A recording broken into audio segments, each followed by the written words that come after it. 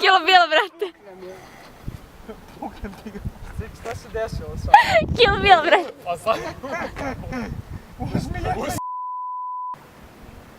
Ja ne mogu dišu. Sad tijelo pukne mogu. Kako? A da. A šta sam pukao sad je?